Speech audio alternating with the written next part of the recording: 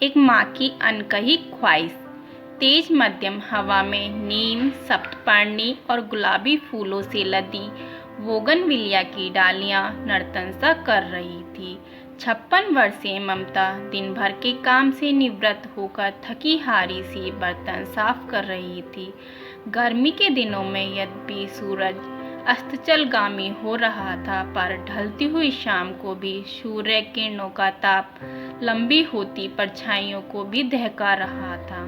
ममता का बेटा नितिन आज अनजाने में अपने टिफिन बॉक्स को टेबल पर ही रखकर ऑफिस चला गया था। ममता जब जब भी टिफिन बॉक्स को देखती, तब तब उसके दुख का ठिकाना नहीं रहता। उसे हर पल ऐसा लगता कि उसका बेटा भूखा प्यासा ही ऑफिस के कामों में लगा होगा। नितिन को नौकरी में लगे हुए बमुश्किल 10 महीने ही हुए थे। अपने पिता की मृत्यु के बाद उसे यह नौकरी अपने पिता की कंपनी में ही अनुकंपा नियुक्ति के तौर पर मिली थी। हुआ यूं था कि नितिन के पापा रामलाल चौबे फैक्ट्री में उनकी कंपनी से सामान से भरे हुए लोडेड ट्रक को बाहर निकलवा रहे थे कि रिवर्स लेते समय ट्रक अनियंत्रित होकर पीछे की ढलान पर लुढ़कता हुआ सीधे उनके सीने पर चढ़ गया और ट्रक के पहिए के नीचे ही उनके प्राण पखेरु उड़ गए। फैक्ट्री के मालिक जमशेद जी ने इसी वजह से दयावश रामलाल चौबे जी के बेटे नितिन को 19 वर्ष की उम्र में ही नौकरी पर अनुकंपा नियुक्ति में रख लिया था। उन दिनों नितिन बीए फाइनल की परीक्षा देकर ही निपटा था। नितिन अपने माँ बाप की इकलौती औलाद था। उसका लालन पोषण पालन उसके माँ बाप ने बड़े ही प्यार और हसरतों से किया था। नितिन भी अपने माता पिता की एक समझदार औलाद थी। ऑफिस पहुंचने पर जब उसे एहसास हुआ कि आज वह खाना लेकर नहीं आया है, तो उसके मन में सिर्फ यही चिंता थी कि उसकी माँ उसके भूखे रहने की चिंता कर रही होगी। इसलिए उसने बहाना बनाकर फ़ोन किया कि माँ, आज मेरे एक दोस्त का जन्मदिन था, इस कारण मैं खाने का डिब्बा लेकर नहीं आया और वहीं टेबल पर छोड़ आया था। आप चिंता मत करना, वह खाना मैं शाम को खा लूँगा। लंच टाइम में उसने कैंटीन से खाना खा लिया। लंच के टाइम में जैसे नितिन खाना खाने बैठे, उसकी दोस्त अनीता अपना टिफिन बॉक्स लेकर आ गई। जब अनीता को यह पता चला कि आज नितिन खाना लेकर नहीं आया, तो उसने अपना आधा खाना नितिन की प्लेट में निकाल दिया और नितिन ने जो ऑर्डर किया था उसमें से कुछ अपने लिए निकाल लिया। दोनों ने मिल बांट कर खाना खा लिया। पिछले कुछ महीनों में ही नितिन अनीता के काफ़ी निकट आ गया था। दोनों को आचार विचार, आहार विहार और सोच लगभग एक सी थी। अनीता का सुंदर चेहरा और उसका बहुत अच्छा व्यवहार नितिन को भा गया था और इसी कारण वह अनीता के काफ़ी निकट आ गया था। यद्यपि अनीता उम्र में उससे शायद 1-8 साल बड़ी ही थी, पर दोनों के एक ही ब्राह्मण बिरादरी के होने के कारण अनीता और नितिन की दोस्ती प्यार से आगे चलकर शादी तक का सफ़र तय करने योग्य हो गई थी। एक शाम जब ड्यूटी करके नितिन और अनीता अपने घरों की तरफ वापस जा रहे थे, तो रास्ते के एक बगीचे में, जो कि तालाब के किनारे था, वे दोनों वहां घूमने चले गए। उन एकांत रोमांटिक पलों में नितिन ने अनीता को अपनी बाहों में ले लिया और वह एक दूसरे से ढेरों प्यार की बातें करते रहे। अनीता ने उन प्रेम के क्षणों में नितिन से विवाह का प्रस्ताव किया। नितिन को इस प्रस्ताव को अस्वीकार करने का कोई कारण ही नहीं था, क्योंकि अनीता और नितिन दोनों ही सर्विस करते थे और दोनों लोग मिलकर घर गृहस्थी की गाड़ी को बड़ी आसानी से चला सकते थे। नितिन ने अनीता से कहा, अनीता, अच्छा यही होगा कि तुम अपने पापा को कहकर हमारे घर रिश्ते का पैगाम भिजवा दो। यदि माँ को कोई आपत्ति नहीं होगी तो यह संबंध अवश्य हो जाएगा। अनीता ने घर जाकर अपने पिता को अपनी पसंद के बारे में बता दिया। एक ही समाज के होने के कारण उसी दिन अनीता के पिता नितिन की माताजी से मिलने उनके घर पहुंच गए और अनीता से नितिन के विवाह का प्रस्ताव रख दिया। नितिन कई बार बातों बातों में अपनी माँ को अनीता की कई अच्छाइयों के बारे में बता चुका था। वह घर पर माँ से अक्सर अनीता की बातें किया करता था। माँ की अनुभवी आंखों ने नितिन के बिना कहे ही यह समझ लिया था कि नितिन अनीता से प्यार करता है। अतः ममता जी को अपने बेटे की शादी का प्रस्ताव स्वीकार करने में जरा भी दिक्कत नहीं हुई। उन्होंने अनीता को नितिन के ऑफिस के उत्सव में तथा नितिन के एक दोस्त के घर होने वाली जन्म दिवस की पार्टी में पहले से ही देख रखा था और उससे ढेरों बातें भी कर चुकी थी।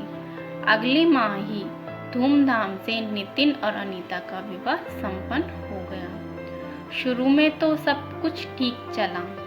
ममता सुबह जल्दी उठ जाती और नितिन अनीता का टिफिन वहीं बनाकर पैक कर देती थी। अनीता स्वभाव से बहुत अच्छी थी और अपनी सास को पसंद भी करती थी। नया नया विवाह होने के कारण वह अपना सारा समय और जीवन के सारे पल अपने पति नितिन के साथ ही गुजारना चाहती थी। इस कारण उसकी बातें अपनी सास से नाम मात्र को ही हो पाती थी। वह घर के कामों में भी जाने अनजाने में नाम मात्र को ही सहयोग कर पाती थी। नितिन और अनीता सुबह 8 बजे ऑफिस को निकल जाते और शाम को 7:30 बजे ही वह घर आ पाते। ममता अपनी हारी थकी हुई बहू के लिए काम करने को बिल्कुल नहीं कहती थी और उनके आने तक खाना वगैरह बनाकर भी रख लेती थी। पर इस तरह काम बढ़ जाने के कारण धीरे धीरे ममता पर इसका विपरीत प्रभाव पड़ने लगा। उसका स्वास्थ्य खराब रहने लगा। कभी कभी ममता की थकान के कारण यही इच्छा होती थी कि बहू और नितिन भी घर के कामों में हाथ बटाएं, पर वह स्नेह और संकोचवश अपनी भावनाओं को शब्दों में कभी भी प्रकट नहीं कर पाती थी। इतवार को छुट्टी होने के कारण उस दिन अक्सर नितिन और अनीता घूमने चले जाते। ममता की भी इच्छा होती थी कि वह भी उनके साथ जाए। इस तरफ ना तो अनीता का ही ध्यान जाता था और ना ही नितिन का। उन्हें हमेशा यही लगता रहता था कि उनकी प्यार की रंगीन दुनिया में उनकी मम्मी का क्या काम है। घर आकर भी अनीता नितिन के साथ अपने कमरे में अक्सर बंद हो जाती और ममता का मातृत्व से भरा प्यासा मन बहू और बेटे के प्यार के लिए तरसता ही रह जाता। समय यूं ही बीतता रहा। बहू बेटे अपनी व्यस्तताओं में और अपने निजी सुखों में व्यस्त रहे और धीरे धीरे ममता सबके होते हुए भी अकेली होती चली गई। यद्यपि अनीता का उसके प्रति व्यवहार अच्छा था, वह कभी भी ममता से लड़ती झगड़ती नहीं थी, पर व्यस्तता का कारण ज़्यादा बोलचाल उसके साथ नहीं हो पाती थी और यही एक बात ममता के अंतस में गहरे तक चुप जाती थी। धीरे धीरे व्यथित और थकी हुई ममता का स्वास्थ्य खराब रहने लगा। अब थोड़ा सा काम करके ही वह अब बहुत ज़्यादा थक जाती थी। दीपावली का समय नज़दीक था। इन दिनों घर पर बहुत काम था। अत्यधिक थकान के कारण ममता का स्वास्थ्य बिगड़ गया और उसे तेज बुखार हो गया। अगले दिन सुबह ममता जागकर खाना वगैरह नहीं बना पाई। माँ को बाहर ना देखकर अनीता और नितिन ममता के कमरे में आए और बुखार से बेसुध माँ को देखकर उनके होश उड़ गए। वे झटपट माँ को लेकर अस्पताल पहुँचे। अनीता ने अपनी माँ को भी फोन करके अस्पताल ही बुला लिया ताकि ममता जी की देखरेख हो सके। दिन में जब दोनों बच्चे ऑफिस चले जाते तो ममता अनीता की माँ के साथ बातें करती रहती थी। 3 दिन अस्पताल में भर्ती रहने के बाद ममता के स्वास्थ्य में यथोचित सुधार हो गया, पर वह बहुत कमजोर हो गई थी। इस कारण अनीता की माँ उनके साथ ही ममता के घर चली आई। ममता के अस्वस्थ होने के बाद भी वह अपने दैनिक कार्यों में हिम्मत करके फिर से जुट गई। अनीता की माँ ने भी यथासंभव घर के कार्यों में हाथ बढ़ाना शुरू कर दिया। 3-4 दिनों में ही अनीता की माँ ने यह महसूस किया कि नितिन और अनीता अच्छे बहू बेटा होने के बावजूद भी माँ के कार्यों में हाथ नहीं बटाते और अपनी माँ को अपने साथ घूमने फिरने भी नहीं ले जाते। वे दोनों माँ को मिठाई जैसी चीजें भी बाजार से लाकर नहीं देते।